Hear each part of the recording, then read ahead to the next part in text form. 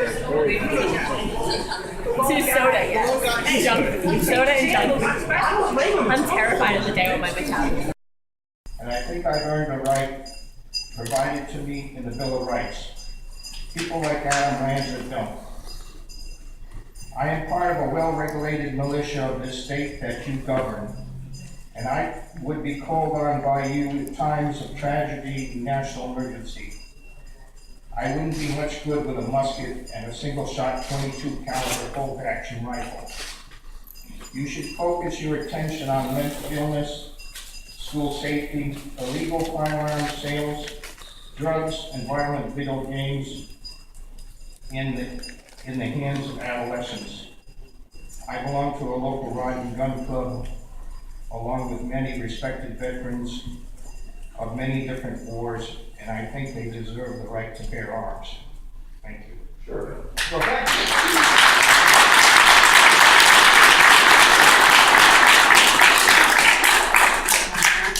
I want to thank you for your service. Very much appreciate the time and energy and years of service you devoted to our nation's military. And I want to assure you that I believe you have the right to bear arms as well. In our Constitution, both our national and state constitution, that's clearly spelled out. I fully support it. Having said that, I believe that we should take appropriate steps to make ourselves as safe as we possibly can be in this state. For instance, in this state, this nation, I can't get on a plane without somebody doing a background check on it. But 40% of guns can be purchased in this country without any background check having been performed. That's the statistic. In our nation. In our nation. You know what? We're going to do them one at a time. So that's the reality. I believe we need universal background checks, and I'm going to fight like the Dickens. Lots of different styles of weapons. Machine guns, for instance. Napalm, for instance. All kinds of other things. And so what we're trying to do is have a common sense approach to gun safety, and that's where we're coming from. Family, we had 3855, 303 Savage, 16 gauge double barrel shotgun, and a 10 gauge shotgun, and a 22 also right by our back door. We didn't need permits for them. We didn't have any handguns. My grandfather had a Derringer. That was all. We didn't need permits, and here's one particular thing that my grandfather was afraid of, was having someone register his gun. So this is a man born in the 1800s, because he was always afraid the government was going to come and take his guns away, one form or another. So, having said that, I appreciate you coming in, Governor, and please, we don't need more new taxes, because they're, quite frankly, we're running ourselves out of business here. So let me just respond to that. Cherry in the winter, and no one makes you buy a cherry in the summer when they're only 99 cents a pound. That's left for you to make the decision and people to sell their products at the price that they believe they can sell them. Housing is a different issue. It's not that we control how people price their product, their apartment, their unit of housing. But we do play a role in developing affordable housing and making sure that some number of affordable housing units are available in most of our communities. For a period of time, we haven't done a good job at that. And we haven't done a very good job as a state over the last 30 years in maintaining those units, which is something that I'm trying to turn around.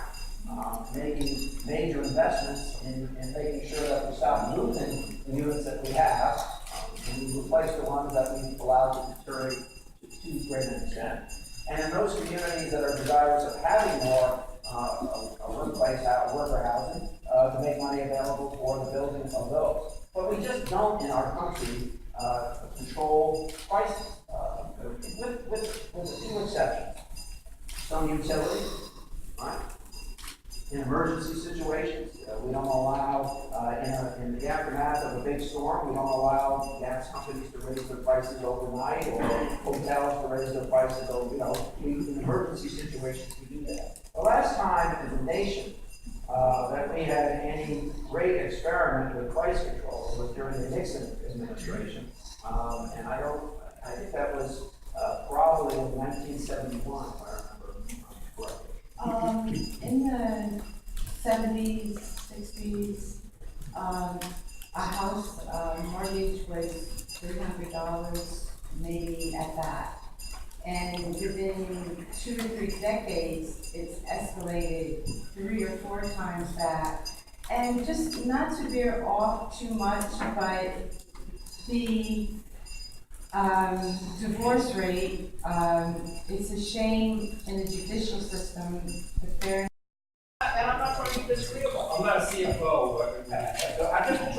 what I'm trying to tell you is, the pool of money to be divided by the hospital will remain the same.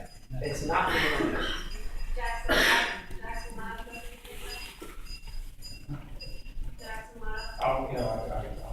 Thank you for your time. I appreciate it. I'm going to Kathleen Stover, followed by John Thoreau. Work on establishing a dialogue with Southeastern Connecticut before this administration. I'm not sure we were sure we had a governor. Certainly never saw them. And I would reiterate also what Jack Malone said, as somebody who's responsible for making sure people with disabilities in 13 homes stay safe in power outages. You were there, and we're grateful. The Ocean County serves people with intellectual and developmental disabilities, and as you know, a lot of folks who do what we do are struggling to keep their doors open, and some have announced recently they're closing their doors. And Southeastern Connecticut already is in a bad way, economically lagging behind the country. And we've really done everything we could do to make sure we don't have to lay anybody off. We did a merger, save $500,000 in operating costs annually moving forward. We've invested in technology. We brought our quality assurance scores up 7%. So we are a very lean operation. We employ about 300 people in New London County.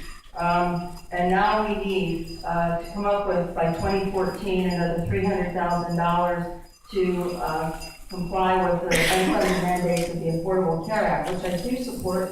I do think we should provide insurance to people, but we're what's called a low-rate provider. We were founded by families who are 60 years old, and we get paid less than everybody else in the state. We're below the standard rates that DDS pays. And we really need help keeping our people insured under the Affordable Care mandate. I invite you to send me some information on the specifics that apply to your agency. Aaron will give you a card. Explain the insurance part. Thank you. We will. Thanks a lot.